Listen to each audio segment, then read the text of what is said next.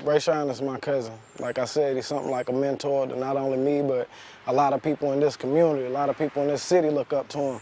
Anybody who under the age of 38 years old always looked up to him because he was a role model to a lot of people in this city.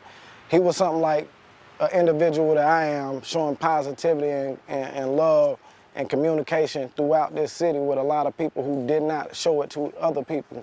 You see what I'm saying? So it's hard for our family to deal with the fact that somebody who a lot of people looked up to is no longer here anymore.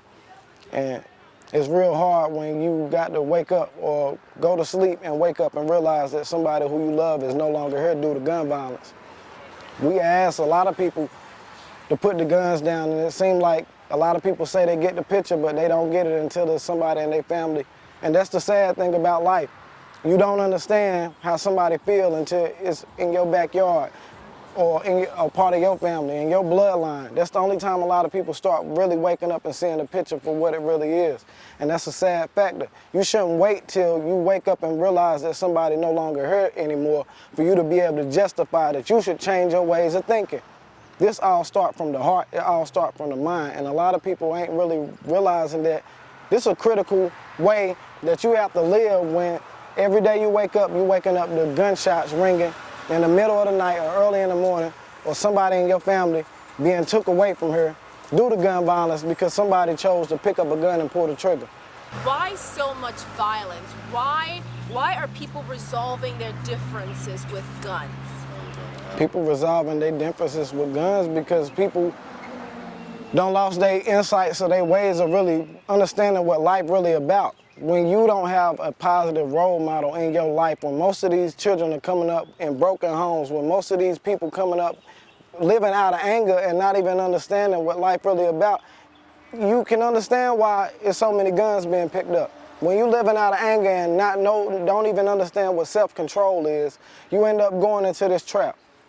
And the trap is what you see every day, where you see people making irrational decisions. We all got a choice to be able to change our mind in circumstances or situations that might put us in jeopardy or jeopardize our life or our standards of living. A lot of people not using their minds no more. So this resolves in the use of gun violence. Now, the High Point Police was out here today passing out the flyers to sort of like spread some awareness. Is that sort of thing going to help? Or, you know, they've done it in the past. Has it helped? Has it changed anything? What are your views on that? You can spread awareness, but until people's hearts change, until they change their minds, their critical ways of thinking, you will always have the same result. I just said they took up 189 guns up out of this community, out of this city. Now, if they took up 189 guns out this city, and 48 hours later, my cousin Rayshun Terry is dead, does this justify that? Just because you took up how many guns out this city, is that going to change the fact that people who are behind the gun are still pulling the trigger because their mindset has not changed? It's a critical way of thinking. You got to learn how to be able to separate truth from false, real from fake. We all got the choice to be able to understand if we're going to live life or choose death. And a lot of people don't get that concept. They're not understanding it. They ain't changed their critical ways of thinking. So yes, of course, they're gonna choose the standards of death and not even understand the consequences and repercussions behind it. It's a sad factor. We are all supposed to be adults.